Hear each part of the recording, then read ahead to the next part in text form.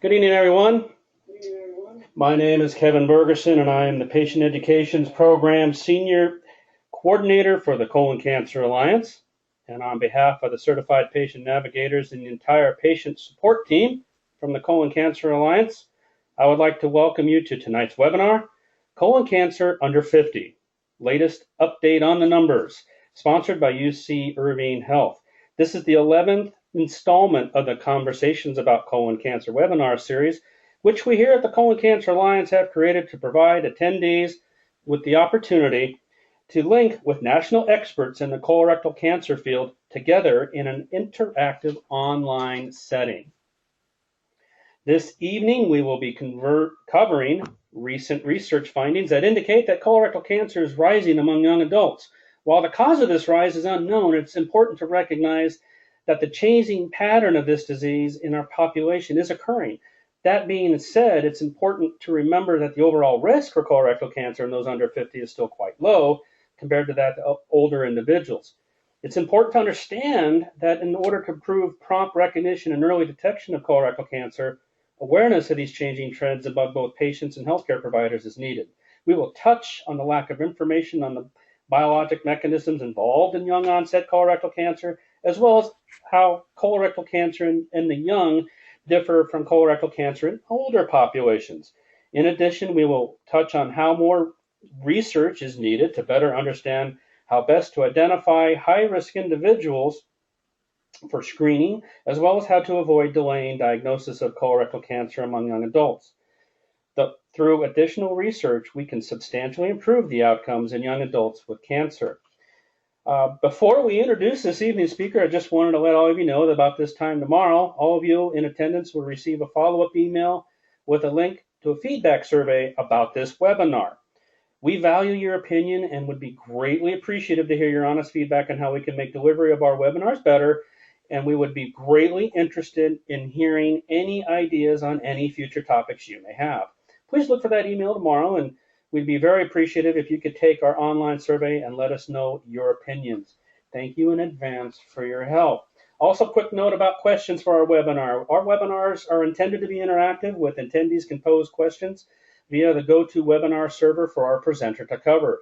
After our speaker has finished presenting, we may be able to address a few of your questions as posed during the webinar. Please note that we will be accepting questions posted online using the webinar control panel. To submit a question for consideration, click on the small plus sign located next to the word questions on the webinar control panel located on the right side of your screens. Then type in your question and hit enter. To get the most out of the webinar, we strongly encourage you to ask questions, and all questions not already addressed during the presentation will be posed to our presenter on a speak time available basis after the PowerPoint. If we run out of time, please note we will collect the questions and get back to you and follow up after the webinar. So accept our apologies in advance if we don't get to your particular question.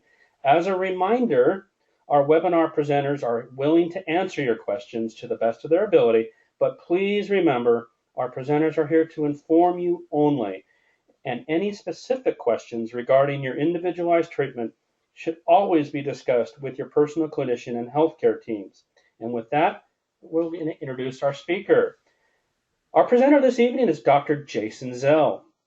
Dr. Zell is a hematology-oncology specialist who focuses on the prevention and treatment of colon and other gastrointestinal cancers at UC Irvine Chow Family Comprehensive Cancer Center. He is board certified in internal medicine, hematology, and medical oncology, and has received extramural research funding from the National Institutes of Health to perform genetic epidemiology-based colorectal cancer research, and is principal investigator or co-investigator on several NIH-funded phase 2 clinical trials involving patients with gastrointestinal malignancies. Within SWOG, a clinical trials organization in the National Clinic Trials Network, Dr. Zell is the Cancer Control and Prevention Liaison to the Gastrointestinal Committee. Additionally, he is National Principal Investigator for S0820, a large multi-center randomized phase 3 trial involving risk reduction among resected colon cancer patients, which is supported by the NIH National Cancer Institute Division of Cancer Prevention and conducted by SWOG. Dr. Zell received his medical degree from Nova Southeastern University, Fort Lauderdale, Florida, and completed his internal medicine residency training and hematology-oncology fellowship at University of California, Irvine via the American Board of Internal Medicine Research Pathway. And with that, I'm going to turn the webinar over to you, Dr. Zell. Welcome, and take it away, Dr. Zell. Okay, thank you, Kevin. Thank you for the gracious introduction. And also, I want to take this opportunity to thank the Colon Cancer Alliance, also for the staff here at UC Irvine for helping to put together this webinar. I hope it's informative. It looks like we have a good turnout. So that speaks to the interest in this topic, and hopefully we'll be able to clarify some issues and answer any questions you have. We're going to be talking about colon cancer under age 50. This is an overview of today's talk. We're going to talk about colon cancer in general first. I'd like to start by defining epidemiology. A lot of what we're talking about really is epidemiology. And that's the study of risk factors for a disease or distribution or spread of disease. So here we're focused on colon cancer risk factors and also its spread in the population. We're also going to talk about disease formation, which the medical term is pathogenesis, and then we will briefly cover the current screening recommendations. I think it's important that we set that as a starting point to launch into the discussion of colon cancer in young adults. At that point, I'll discuss the changing disease distribution or epidemiology, also clinical presentation, how it differs in young adults, and also clinical outcomes, how those differ in young adults. And then lastly, I will touch on future research directions. One of the important things about studying colon cancer is we can separate the risk factors into two types. Those risk factors that we cannot change, those we're born with, we call those intrinsic risk factors. And those that can be modified, extrinsic risk factors. So, for example, on the left side of this slide are the things we can't avoid are age, our personal history, family history, and some predisposing factors, including the major inherited syndromes, FAP and Lynch syndrome, or HNPCC. We'll talk briefly about those today.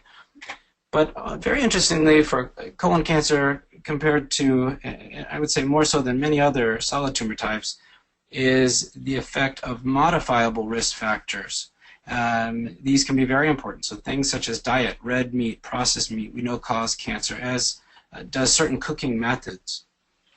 Physical inactivity is associated with increased risk of colon cancer, and separate from that, so is obesity. The other ones listed have a much lower effect on colon cancer, but there is risk associated with those factors too.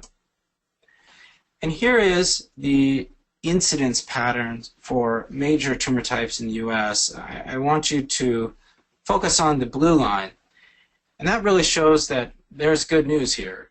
Colorectal cancer has been on the decline since 1985, both in men and in women. That's in large part due to screening practices. And along with this decline, we have also seen a decline in mortality from the disease. And that is attributed also to screening practices because we can identify pre-malignant lesions, pre-cancer, such as a colon adenoma, and remove it before it turns into cancer, or at least detect it at an earlier stage when it's easier to obtain a cure. So, of course, treatment advances also contribute to the improved mortality rates. Now, colorectal cancer is not one entity. It's really, it can be thought of as being combined of different types. So there is a sporadic type, that's the most common. That's the kind that we see in approximately 65% of patients, but also a very strong familial influence for this disease, so that approximately 25% of patients have some family member with colorectal cancer. Now that's different from these rare syndromes and also the genetic syndromes, FAP and HNPCC, where they have clearly identified genetic predisposition for colorectal cancer. The familial influence is much less well defined, but we know it's important. So we think of colorectal cancer divided into these categories. Now, each of these groups, of course, has a different risk of colorectal cancer. So here is showing you the incidence by each of these types of genetic conditions: familial adenomatous polyposis, or FAP, H and PCC. Obviously, they're at much greater risk than the general population, as shown in this slide. And so the screening recommendations that I'm going to be discussing today and whatnot are actually not relevant to those higher risk cohorts. They have separate recommendations for people with these genetic conditions. And we're mostly focusing on sporadic colon cancer. But as you'll see in some of the literature, it's impossible to dissect in many of these studies which group that patients fall into. So we have to keep that in mind. Now, this is my only gross slide of the presentation, I promise. This is the carcinogenesis model. And one of the other important things about colon cancer, I mentioned the risk factors, which we can divide into intrinsic and extrinsic, or modifiable, but also we have this well-defined sequence of events that has been characterized in patients with colon cancer. So you can follow this in animal models, but also in people, where you have a normal colon epithelium that develops into an adenoma by a series of genetic events, and then through more into cancer and ultimately metastasis. And the reason this is important is because it can help us to target prevention strategies. And of course, this is where colonoscopy and the other tests, FIT test and Cologuard, which we'll be discussing, come into play. Because as these precancerous lesions bleed or are detected on an endoscopy, they can be then treated for cure. So this is a brief summary of the 2012 guidelines for screening of average risk individuals, so the average population. And as you see at the top, beginning at age 50, both men and women at average risk should use one of the following. And they're listed here. Most common is, of course, the colonoscopy or the FIT test or the new stool test or fecal occult blood test. The barium enema is not done anymore, and these guidelines are due to be updated, and it's rumored that they will do away with that one. But for now, it's still an accepted modality. Many institutions don't do the procedure. So this is what we have. Of course, this is not going to be of use to anybody under the age of 50, and the reason for that will be explained further in the next couple of slides. Now, nobody likes having a colonoscopy. Very few people volunteer to do a colonoscopy when they don't need one. And that's part of the problem here. Number one, we likely don't have enough endoscopists in the U.S. to do colonoscopies on all eligible patients at age 50. But there's a larger problem, which is that many patients prefer not to have the colorectal cancer screening test, which is the best that we have, due to their own preference or due to other reasons perhaps. It's estimated that depending on where you live, 50 to 60% of people that should be screened are actually being screened, and this is in the over 50 group. So there's been a lot of interest in developing less invasive testing or testing that would appeal to a broader pool of patients. And along those lines, we have the virtual colonoscopy, which is, it's really a three-dimensional CT scan. The advantage is there's no procedure, really no invasive procedure. But the disadvantage is if they find something, then you need the colonoscopy anyway to go back and take it out. So it's two procedures, and the prep is the same. So you would have to do the prep each time, and the prep is terrible. Many patients say it's worse than the colonoscopy itself. So with that, we move down the line. We have fecal immunochemical testing, which has been fantastic. It's a relatively, or I should say, very cost-effective technique to identify human blood in the stool. This contrasts with the prior stool test that we had just 10 years ago, which would be confused by patients who had a red meat meal prior to the test. This is very specific for human blood, and so it's come into favor as a preferred testing method. It stacks up very well against colonoscopy in the initial studies. However, long-term outcomes based on how well this does at preventing mortality are still not available. There's also the new multi-target stool DNA testing, or Cologuard. This requires a larger stool sample. You can see in the picture the kit that comes with it. But the same idea that we can look in the stool itself for any evidence of cancer. This looks at DNA, but also for human blood. It's a combination of those. So there are colonoscopy alternatives available. Now I want to turn our attention to colon cancer in young adults. So colon cancer in young adults is different from those in patients over the age of 50. It's different in terms of its incidence, so we'll talk about that. It's different in terms of the symptoms that you associate with the disease, and it also has different survival outcomes. There's other unique challenges, access to care being one of them, that are really unique to this population. So we're going to go through these in the following slides. The first thing to remember is that this is an uncommon condition in patients under age 50. In the graph shown to the right, compared to older adults, the risk of colon cancer or the incidence of colon cancer is very low. And that's what really drives the screening recommendation. So you can see in the graph here, at about age 50, the rates start to go up quite a bit. And because of that reason, multiple guidelines have instituted screening for colonoscopy at the age of 50. And so that it's definitely an important slide to remember if you're wondering why we don't do colonoscopies on everybody from birth or whatever. Well, this is how it started. It's because the disease is something that is more likely to occur the older you get.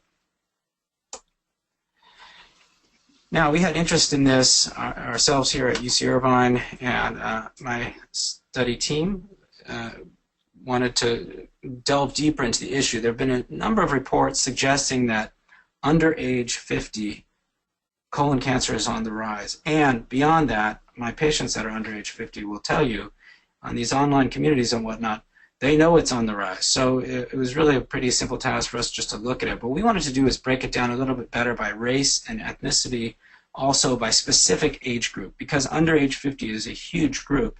And so we looked at 10-year intervals, 20-year-old, 30-year-olds, 40-year-olds, etc. And California is a large state. We have 30-some million residents here. In California, cancer is a reportable condition, so all cases of cancer must be reported to the California Cancer Registry. We have access to the database, and we looked at 231,000 cases of colorectal cancer during this 22-year period. From that, we identified 5,617 young adults aged 20 to 39. And that is the definition, the accepted definition for a young adult when we're in at least in the field of oncology, anybody 39 and younger. We then took a look at the age-specific incidence rates as they differed by race, ethnicity, gender, and then location across the colon and rectum. And we reported the biannual percent change. So how much is the incidence changing over a 2-year period? Because we wanted to look at the change in incidence over time. And this slide starts a series of results, which basically I've divided into the good, the bad, and the ugly. So here we go. The good news is this. The absolute incidence of colorectal cancer is very low among young adults between age 20 to 29 and 30 to 39 years. So to give you some examples, in Hispanic and African American females in the 20-year-old age group, their risk is about 0.7 for 100,000 population. So for 1 million people, you would imagine 7 patients. And it's up to 5 per 100,000 among Asian Pacific Islander males in the age 30 to 39-year-old group. And that was the highest incidence in our study. So if you compare that to 70 to 79-year-old males in this study, there's 235 cases per 100,000 population. So obviously, It's what I showed a couple slides ago, that the risk is low, and this is what is known, and I think it's good news overall. Now, this is the bad news. When we look at colorectal cancer incidence across all these different subgroups, the only groups with increasing rates of colorectal cancer are those under 50. So, for example, you can see where I've drawn the hyphenated red line to show in males and females the under 50 and over 50 group. And so over 50 is the screened population, and under 50 is the unscreened population. In the population over age 50, you see every 2 years there's a 1 to 7% decline in incidence for males, and a 1.4 to about 6% decrease or decline in incidence of colorectal cancer among females. So this is what I showed you early on with the blue lines in the national study. Colorectal cancer is on the decrease, and everyone believes that's because of screening. However, in the unscreened population, which is individuals under age 50, this is the only group where we're seeing an increase. And so the numbers are shown there. Those numbers may or may not strike you, but the fact that they're going up, not down, definitely grabs people's attention. And this is the ugly. Beyond those modest percentages that I showed you previously, if you look in certain subgroups, and these are groups you would never really think about as being high risk for colorectal cancer, at least we are not taught that in medical school. For example, a 20 to 29-year-old Hispanic female with left-sided colon cancer, and by the way, left-sided, those are the easiest to detect because they're close to the colonoscope. They bleed very readily and easy to detect blood in the stool from patients with left-sided colon cancer. They have almost a 16% increased risk of colon cancer every 2 years across the 22-year study. So it's really striking. And you look at these other percentages too. These numbers really caught our attention. Now, we're not the only ones to show this trend. Our paper was published in December of 2014, and the following month, January 2015, George Chang and his group at MD Anderson published this paper. It's very data heavy, but I would like to just summarize. They showed the same effect that we do. Each of these lines is showing the declining rates of colorectal cancer, and the first graph here is for local stage colon cancer. And you can see the lines look essentially flat, but they're declining a little bit.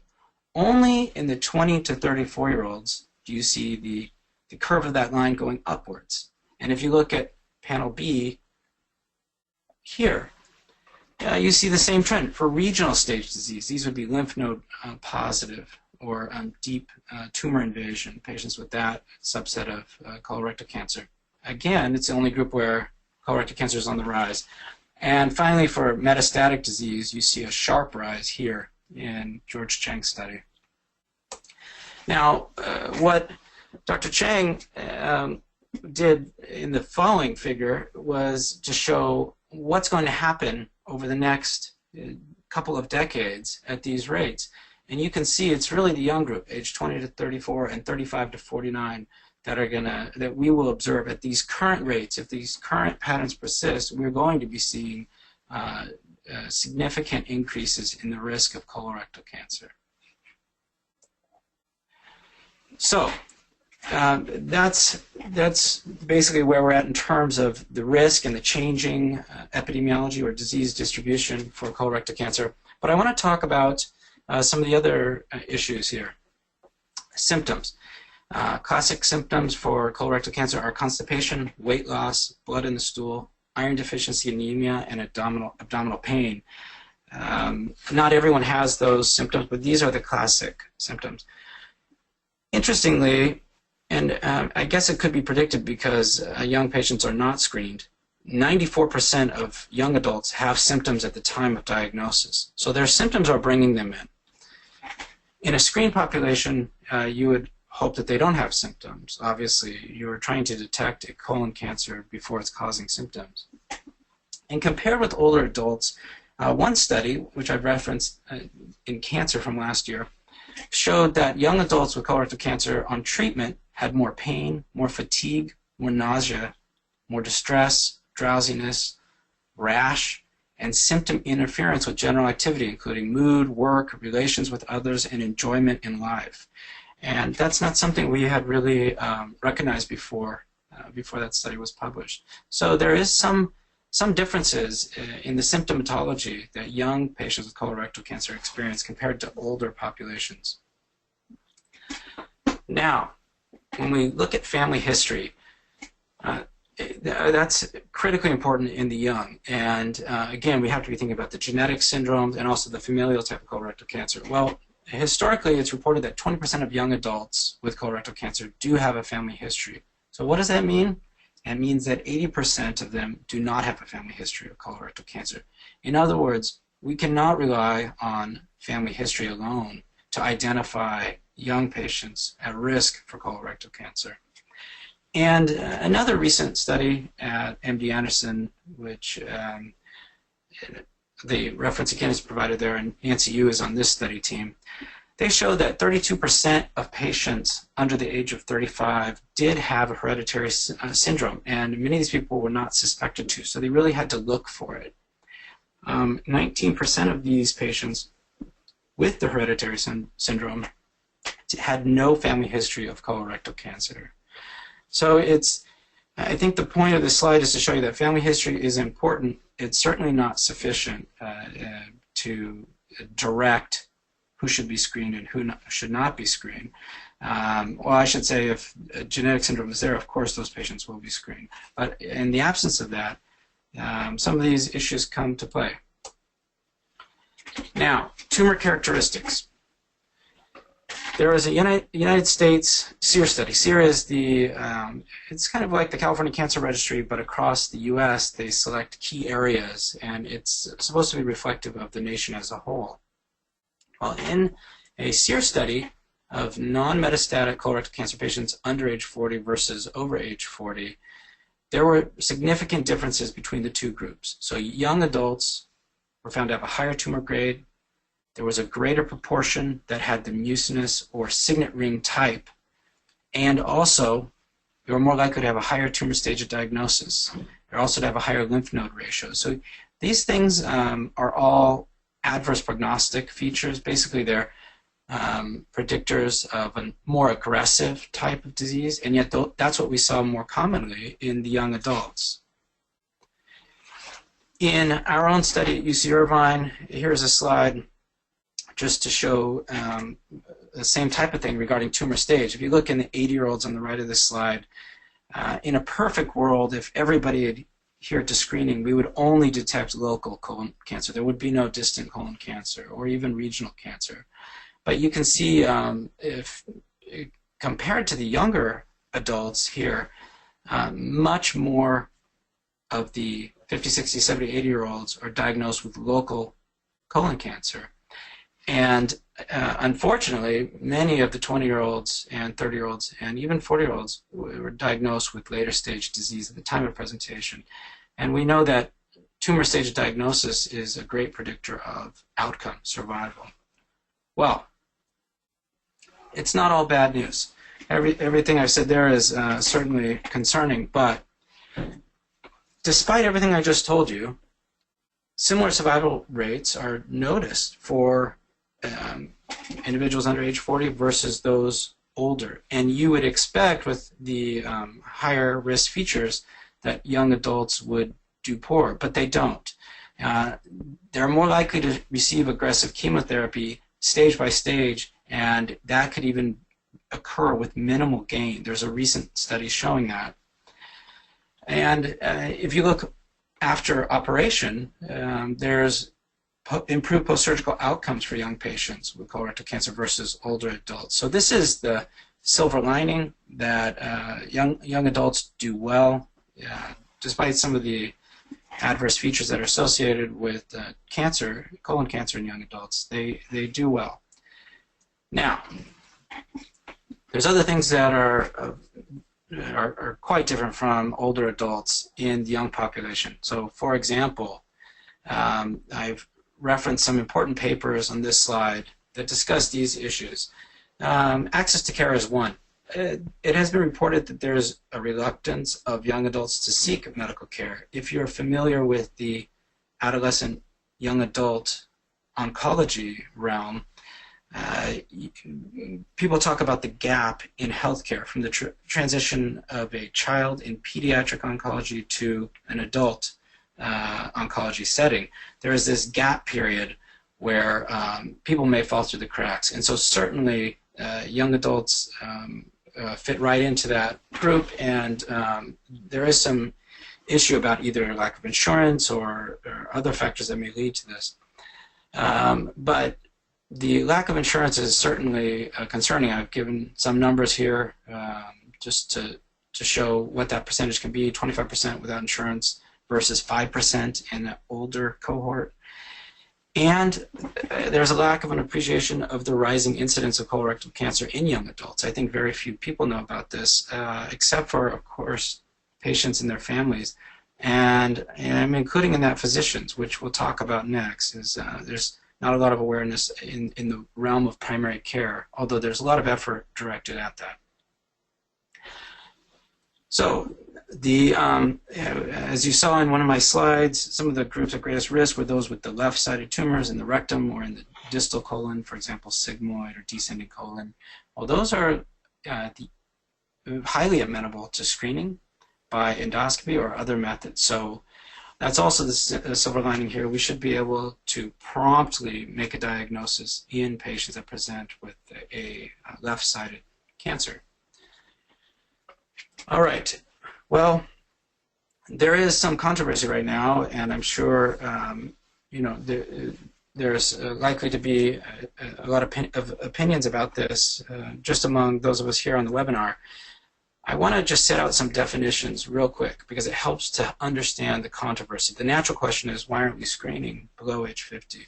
Well, screening means that we direct our efforts at healthy average risk populations.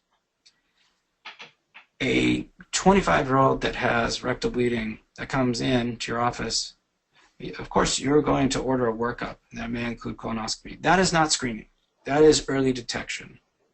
And this is really where the effort has been, making sure we have prompt early detection among young adults. And I will note to you that there's numerous guidelines for colonoscopy screening. None endorse screening under the age of 50 for average risk individuals. The AGA, they will recommend for African Americans to screen at age 45, but nobody is recommending screening below that for any group. So because of that and because of the trends, there is some controversy right now on this very topic. Now, moving forward, what's the mechanism? We don't know. Perhaps it's the same genetics at play, perhaps it's not. In the familial cases, of course, it is due to the genetics, and that we have a better grasp of. But at this point, I'd have to say we need a lot more research. We do not know the answer. To that end, the Colon Cancer Alliance is pairing up with the American Association for Cancer Research right now to fund additional research on this exact issue to help us understand the mechanism for why colorectal cancer is on the rise in young adults. But I will point you to our recent meeting. Every year, 30,000 oncologists meet in June in Chicago at our annual meeting called ASCO, American Society of Clinical Oncology. And at that meeting, there's two really interesting abstracts published involving small numbers of patients. But I think it's giving you a glimpse at the future where we're sequencing tumors from patients that are young versus older patients and trying to get a grip on what is different about the tumors themselves, and also to do thorough genetic analysis of young patients. So certainly there's an area where we need to direct more effort, and that's going to come through additional research support, and there is a big push for that right now. Now, Dennis Onnen wrote a paper here titled A Call to Action, and I think it sums up some really important sentiments. So, we need increased awareness among primary care physicians about this issue. We need to be thinking about risk modification and targeted screening, or even prophylactic surgery for young adults with hereditary syndromes.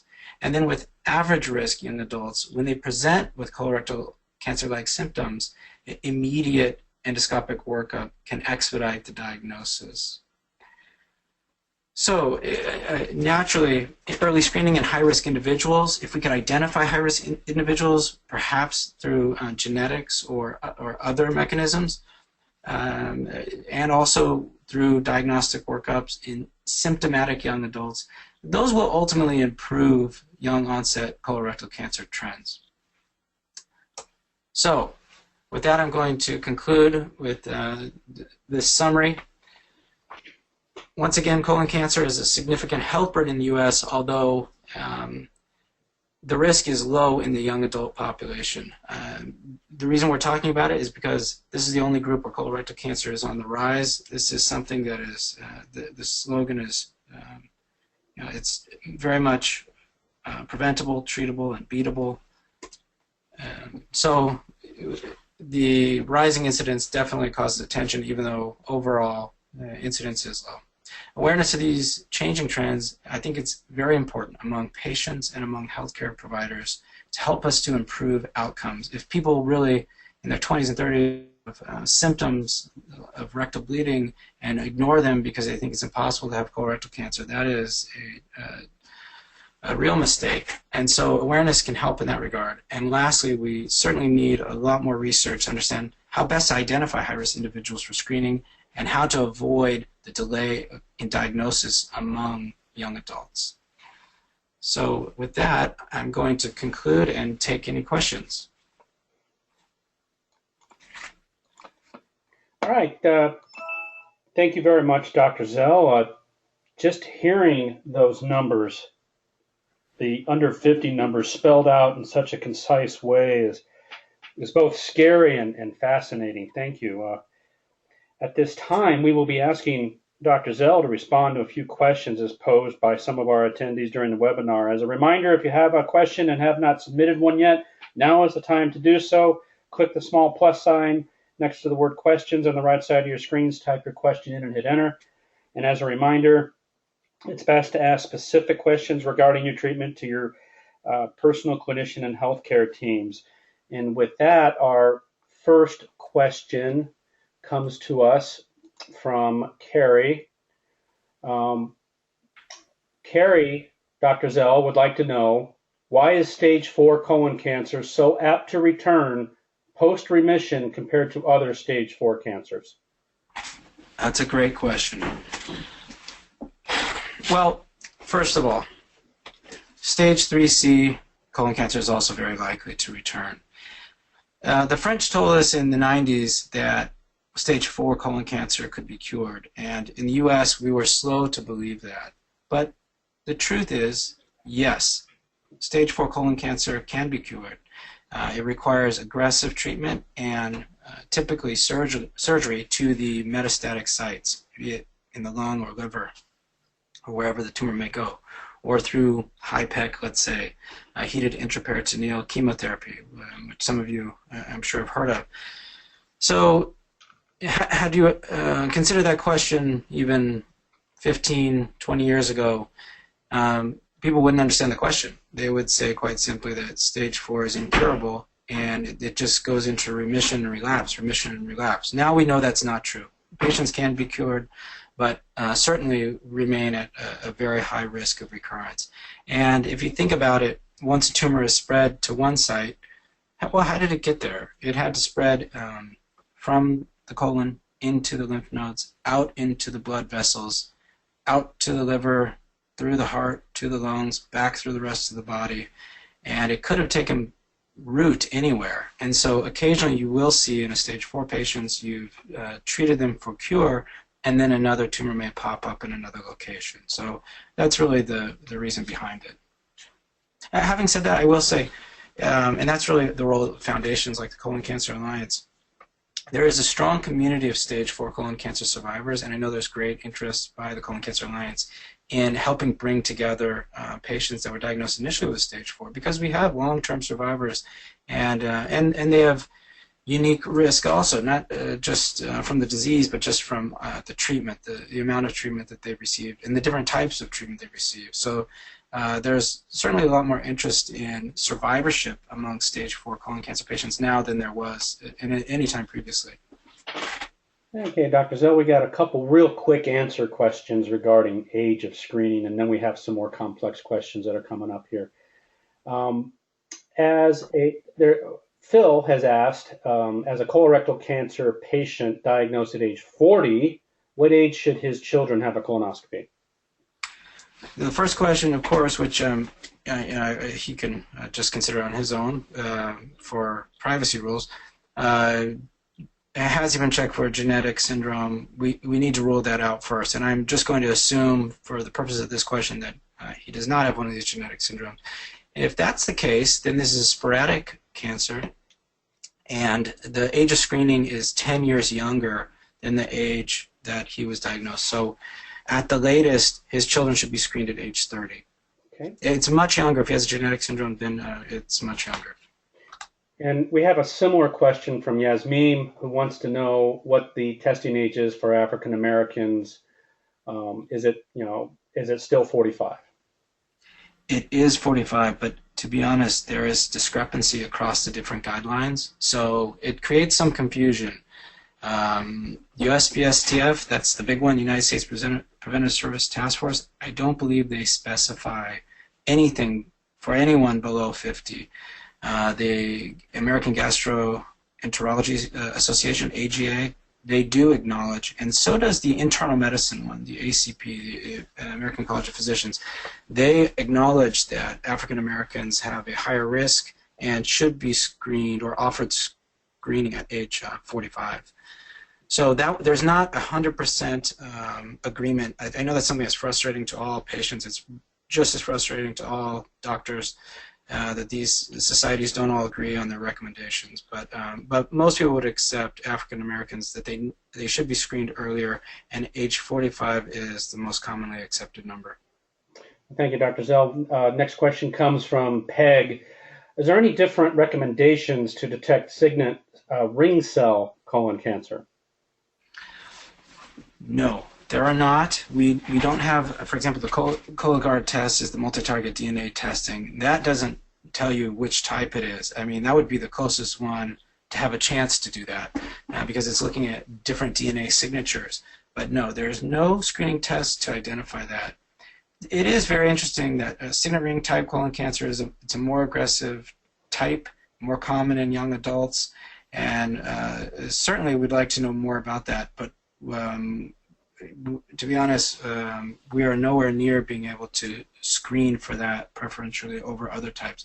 In the end, it doesn't matter. We would like to prevent colon cancer, and so if you can identify a premalignant cancer that would become signet cell, well, that can be treated for cure very easily, and the signet cell cancer would never arise. Interesting. Next question comes to us from Marion. Would like to know, are young adult cancers intrinsically more aggressive, or is it simply due to their later discovery, the lack of screening, and therefore discovered later and after a longer time to advance? Well, that's the problem. It's as you can see from some of the slides, the advanced features at diagnosis, some of those are due to the fact that this is an unscreened population to begin with. And so yes, the poor outcomes are directly associated with that. Things like stage, for example, are the number one predictor of outcome or survival. And in an unscreened population, you would expect stage to be higher, and that's exactly what we see. So I do think, I would like to say it's as simple as yes, the aggressive nature of this disease is all because the cancers have more aggressive features at diagnosis.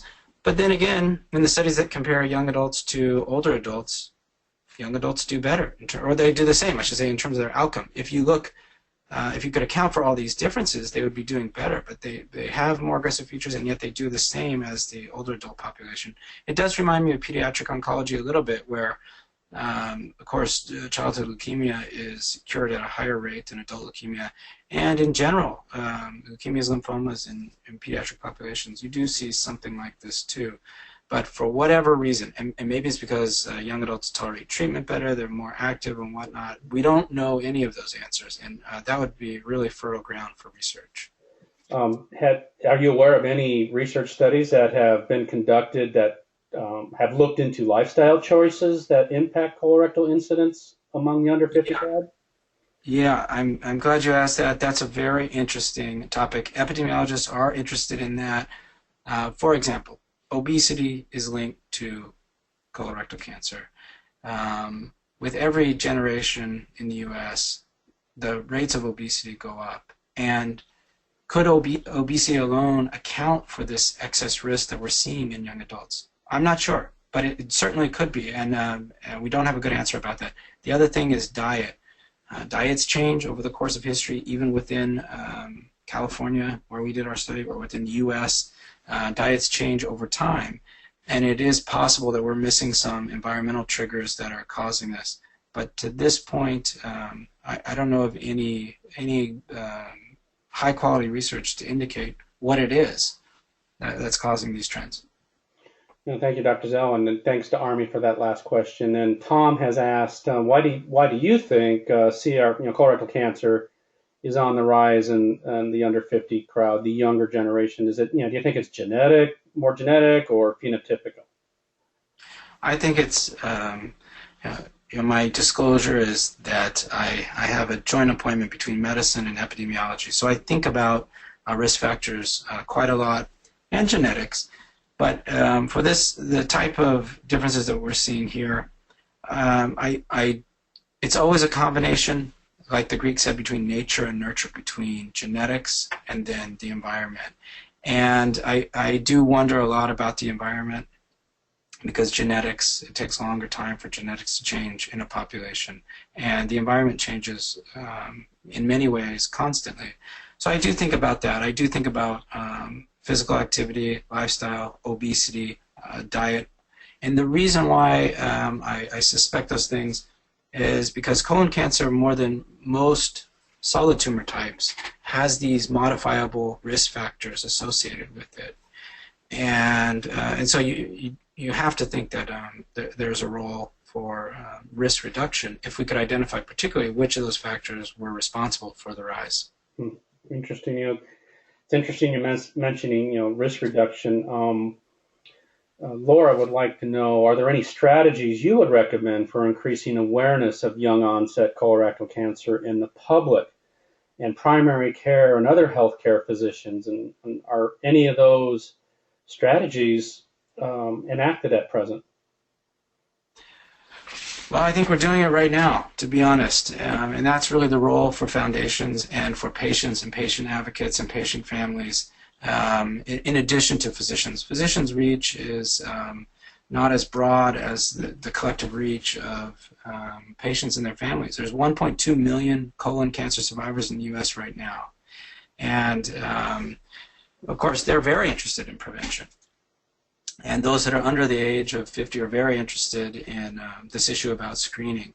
And so I think it's going to take a large effort involving the public, not just medical professionals. And I think working through your foundation is a great way to start. Got a question here from Mitch. He would like to know, do you think one possible explanation for the increasing rates of colorectal cancer in young adults is the degradation of the standard American diet and the propensity of adults to rely on fast, convenient, and cheap processed foods?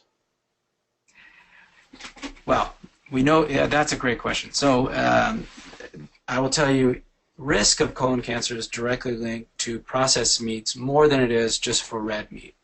Okay, so that we know for sure.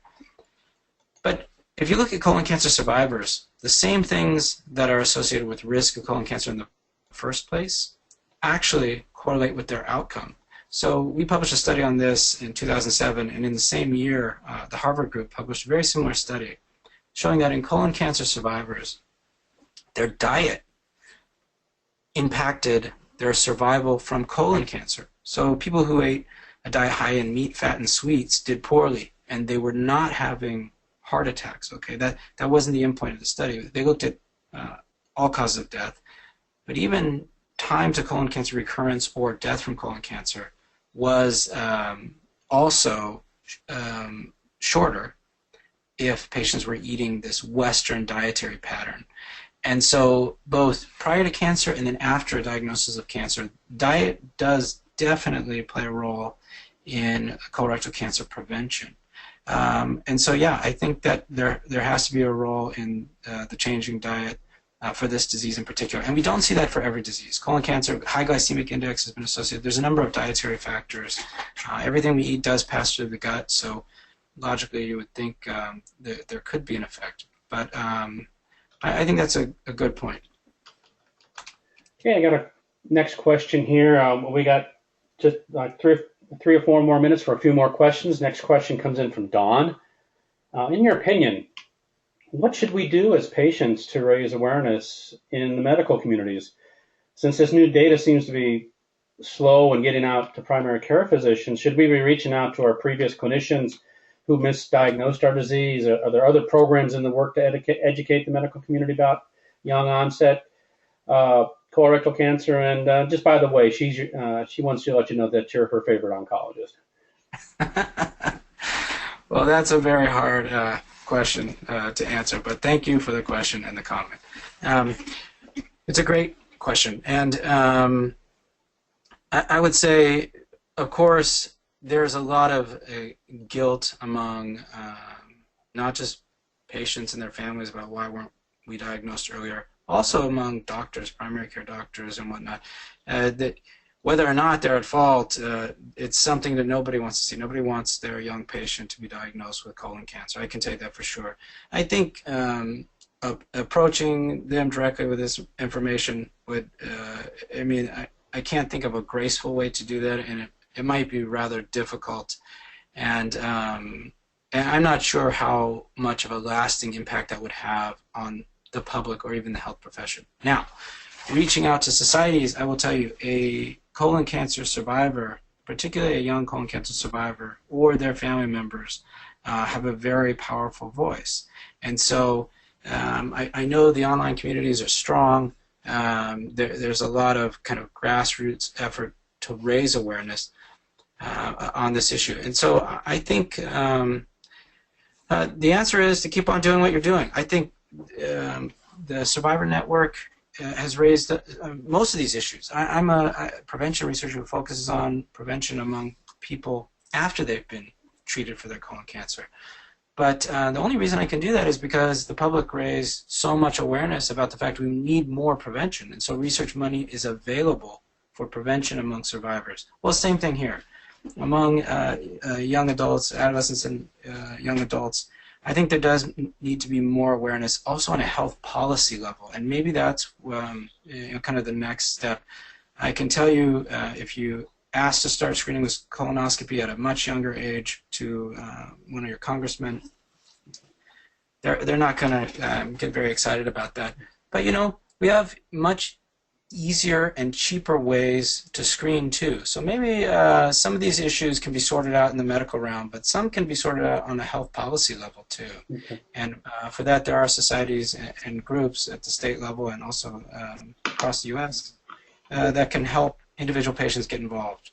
Sure. Very good, and they can certainly get involved with a wide variety of organizations that are out there in the colorectal cancer space. Colon Cancer Alliance is one of them. And last question for this evening before we wrap it up. We're getting a lot of questions we're not going to be able to get to, and I want to thank everybody for those questions.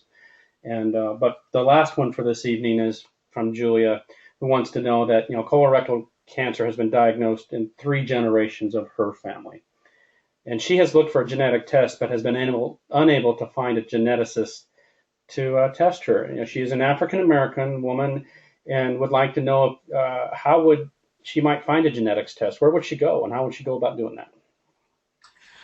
Okay, that's a great question. And just for the audience here, there's the rule of thumb is there's a 3-2-1 rule for hereditary syndrome, so Lynch syndrome in particular. You have to have 3 family members. One person has to be under age 50, and you need to have these need to be first degree family members as well. So I don't know the rest of her history, but it's not that important. The fact that she's got 3 generations already makes you think about familial syndrome. There are centers of excellence for high-risk colon cancer. Most regions have that. I would refer her to one in her local area, and maybe also, Kevin, this might be something the Colon Cancer Alliance can do better. There are certain centers, and I can tell you, Lynch syndrome patients, FAP patients, they already know where these centers are. They seek them out because they know they're going to get good care at them. And so I think all of those will have a strong genetic counseling group. Now, genetic counselors are terrific, and they spend about an hour going through medical records. You can find them at most hospitals without having a high-risk clinic. And for starters, I think I would ask her to talk to her primary doctor, ask for a referral to a geneticist because of this issue. I think it's appropriate. And then the geneticist can trigger whether or not she needs genetic testing or not. So if you're at a center where they have excellence in high-risk patients, I would go there. But I really do think any geneticist, they're well equipped to get to the bottom of this and see if there is a genetic syndrome. All right, very good. I'd like to thank everyone for all of their questions, but we're kind of out of time for this evening. On behalf of the Colon Cancer Alliance and all the attendees, I'd like to thank you, Dr. Zell, for your time this evening. I appreciate it, sir. Your expertise and time was greatly appreciated. Do you have any parting comments for our group this evening, Dr. Zell? Well, thanks. I feel like I'm there with everybody. It's a lively group, and the webinar format, I think it's rather unique, but I hope it was educational for everybody, and I really appreciate your time.